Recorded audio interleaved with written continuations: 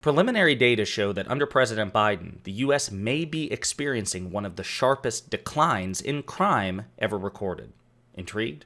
Then click that like and subscribe and enjoy the video.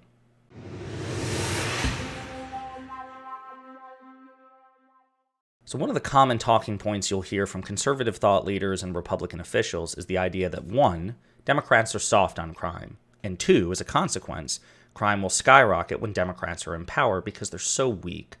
And very often these claims have little to no evidence to reinforce or support them. It's just, again, a common talking point that Republicans use to set the narrative, and it resonates with a lot of people, certainly with conservative voters and even many moderates who feel that, Republicans are less compassionate and therefore they're going to be harder on criminals, and because Democrats generally have an egalitarian, empathetic platform compared to Republicans, that means they're going to be soft on criminals and crime's going to skyrocket. It just feels right.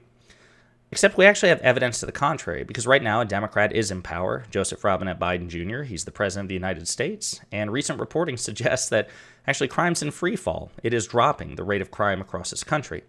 As former Biden Chief of Staff Ron Klain notes, crime is down under Joe Biden. And he is retweeting, he's requoting this from the Biden Accomplishments Guy. After undergoing one of the largest increases in U.S. history under Donald Trump in 2020, the murder rate was flat in 2021. City-based statistics showed it declined slightly in 2022, and now it appears to be in free fall in 2023. Will anyone mention that this happened under Joe Biden? Great question, especially since, as we discussed in previous videos, even though conservative thought leaders and Republican officials believe that the mainstream media has an overwhelming ideological bias towards President Biden and the Democrats, the truth is, the mainstream media, with the exception of Fox News, which is ideologically driven against Democrats, against Biden, and towards the right, the mainstream media, for the most part, is lazy and sensationalist and hyper-biased towards scandal and drama. So it's entirely possible that, much like President Biden ending the drone war effectively, this will go underreported.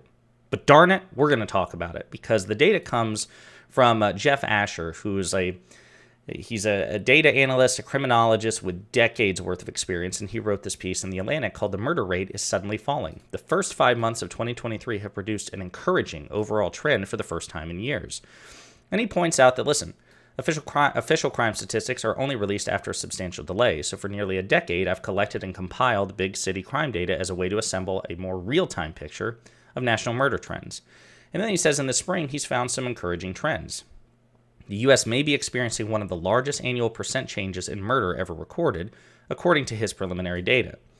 And he says, listen, it's early in the year, so it's entirely possible that trend will change in the subsequent months, but right now the data is overwhelmingly positive.